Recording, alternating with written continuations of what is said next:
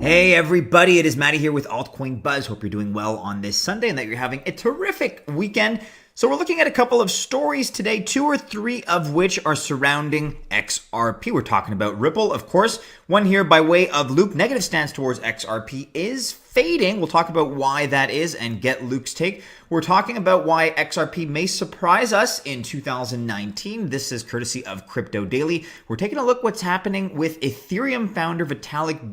There's all kinds of rumors circulating in the crypto sphere. We're going to tease at something that we're going to take a closer look at tomorrow. So developments between Charlie Lee of Litecoin and Roger Ver of Bitcoin Cash. We'll have a closer look at that development, which is in the news. But let's begin, as always, on altcoinbuzz.io with this article here by Licia. So what is XRP? Former SEC employee has the answer. XRP, as Licia writes, has long since been battling its classification as a security. Now, Michael Didiuk, a former employee of the Security and Exchange Commission, has spoken out. According to him, XRP is not a security, it is a currency. And Didiuk arrived at this conclusion by appealing to the Howey test, which is used for identifying whether an asset is a security or not. So, quote, I don't think XRP is a security. I think XRP is a currency. The reason why is Howey test. It's a 4-factor test. Investment of money in a common enterprise with the expectation of profits based on the efforts of others, he said.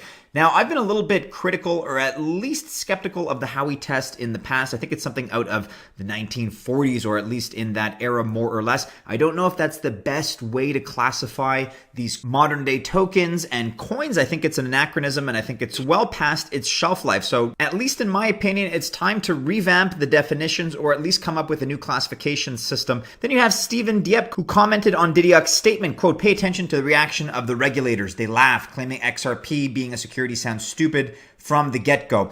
Ripple, we're talking about Ripple because it has been in the news lately. Many eminent figures have attended Ripple's annual Swell Conference in San Francisco. We covered recently, just a couple of days ago, former US President Bill Clinton's comment about blockchain in general, but he certainly was at the Ripple conference. So if you want to check out more information about the SEC and perhaps their stance on crypto and XRP in this case, do be sure to check out Licia's article in full and let us know what you think in the comments below. If you want to learn more about Swell 2018 and Ripple, which has been in the news, you can check out this video, which we're going to link to in the description below. So moving on in other news by way today of Luke, negative stance towards XRP is fading. Ripple bashers are starting to change their perspective. So as Luke writes, Ripple has become one of the most criticized projects over the last year. Ripple saw the biggest gains of all crypto projects in 2017, but at the same time, Ripple also started to get a lot of heat from a big part of the crypto community. Posted under almost every Ripple and or XRP centric video or news item were comments like, quote, the Ripple network isn't decentralized and Ripple is a banker's coin. I know some of you out there in the altcoin buzz army still have that opinion and the debate rages on, of course. With the launch of XRapid, however, the negativity around Ripple and XRP seems to be fading away. But all of a sudden, as Luke points out, there are more and more critics that suddenly are acknowledging that, hey, there's something to this, and maybe XRP may have a very bright future in the months and perhaps years ahead. So Luke goes over some of those critics here that are now saying some favorable things, including Ran Neuner, whose tweets seem to suggest lately that he's switching gears at least somewhat. So here I am meeting the head of product at Ripple. I said I have an open mind, and if I was wrong, I will eat my words. That's an attitude that I admire in people, whether it's cryptocurrency, politics, science, what have you. You got to keep an open mind. You got to let the evidence form your opinions, not your preconceived biases. So kudos to Ran Neuner. Number 2, Philip Nunn. He's the CEO of 2 multinational companies, the Blackmore Group and Wealth Chain Group. So here's something that we can attribute to him. Quote, I've never been a supporter of Ripple XRP, but boy, they are making some serious moves. And the fact I have issues with their offering is being put aside for now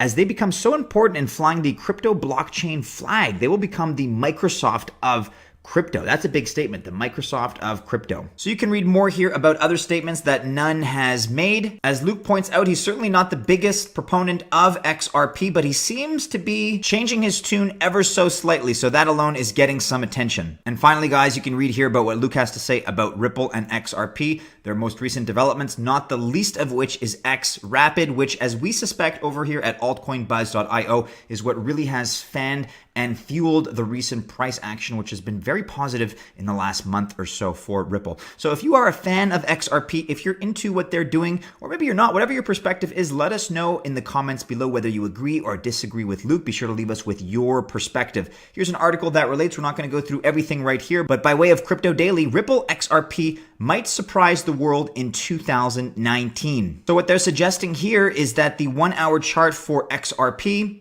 based on the RSI, has bottomed out and favors a rally. Wave trend for XRP over USD shows a short-term trend reversal is due. Not financial advice by any means, guys, so take that with a grain of salt. If you want to read more about the technical analysis provided here, of course, we're going to link to this in the description below. Switching gears now from XRP over to Ethereum, you may have heard about this rumor that's been in the news for the last couple of days. So Ethereum's founder, Vitalik might be leaving the Ethereum platform soon, but not entirely. What is this all about? So recently, there's the Litecoin founder, Mr. Charlie Lee. He was forced to comment on some accusations on Twitter about him detaching himself from the Litecoin development project, which he founded in 2011. Now, all of a sudden, it's the turn of Ethereum co-founder Vitalik Buterin to comment on some of the questions he was asked through social media about the possibility of him abandoning the Ethereum network. I think abandoning is a strong word. Perhaps it's more of a responsibility shift, but that's always how things are spun, right? Just for the sake of sensationalism. You guys know how it is. So there were some accusations that Vitalik had pumped a large amount of Ethereum, to which he responded, "I'm confused. How does holding coins make me a pumper?